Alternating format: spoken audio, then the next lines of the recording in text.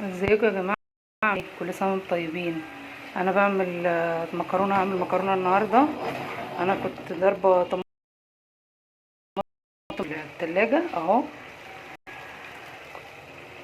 كنت مسبكاها نص تسبيكه، مش تسبيكه كامله.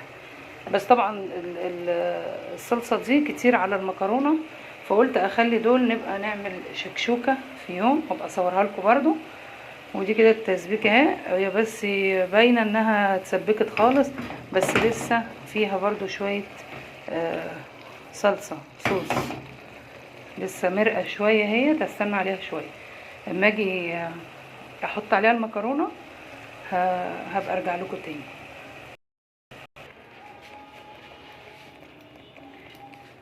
انا حطيت المكرونه يا جماعه على الصلصه، وهدي النار عليها قوي علشان خاطر تتشرب الصلصه دي كلها. هدي عليها النار، طبعا بقلب بايد واحده زي ما انتوا عارفين بقى يعني. انا هديت النار طبعا اهي، بس ههديها اكتر من كده كمان، يعني هديها اكتر من كده عشان الحله ما تتلسعش، المكرونه ما تتلسعش وتلزق في قعر الحله.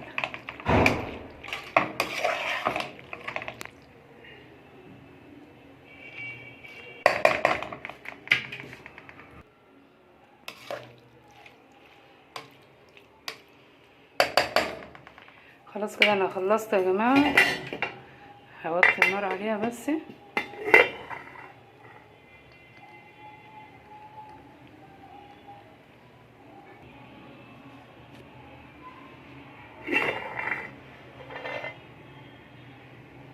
معلش الاضاءه بقى عندي مش جايبه المكرونه زي ما انا شايفاها قدامي، انا جايباها شايفاها قدامي شكلها حلو، بس معرفش في التصوير جايه مش عجباني، مش عارفه ليه.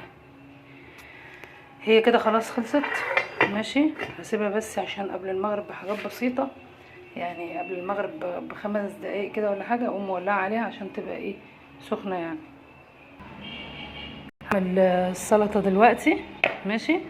هي السلطه الحاجه اللي موجوده عندي دلوقتي الشطه والطماطم والخيار وشبت والبقدونس.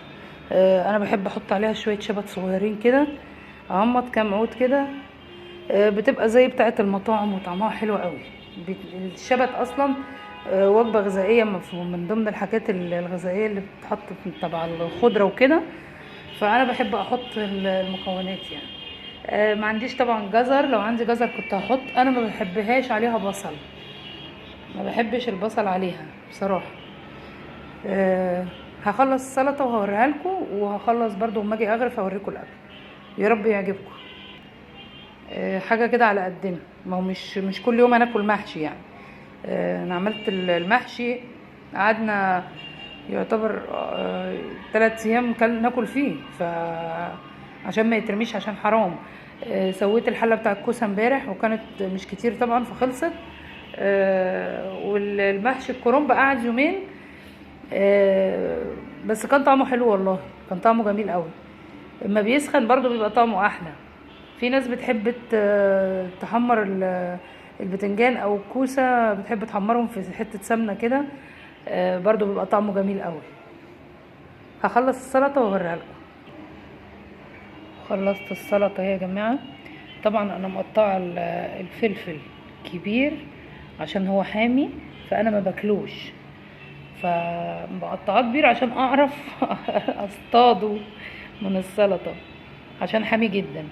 فبديله بس ايه يعني، ازوده سنه شويه ميه كده، شويه خل، انا حطيت ليمون وهحط التوابل بتاعتي والملح وكده. بس انا عشان خاطر ايه، لما بسيبه شويه بيشطشط السلطه قوي، فانا مش عايزاها تبقى مشطشطه قوي، عشان بعد كده اشيله، يعني اشيله بعد كده. ممكن نستفيد بيه في حاجه تانية، يتعمل بكبده، يتعمل اي حاجه، بس او بقى يترمي وخلاص يعني، ربنا يسامحنا بقى. كده السلطه هي خلصت.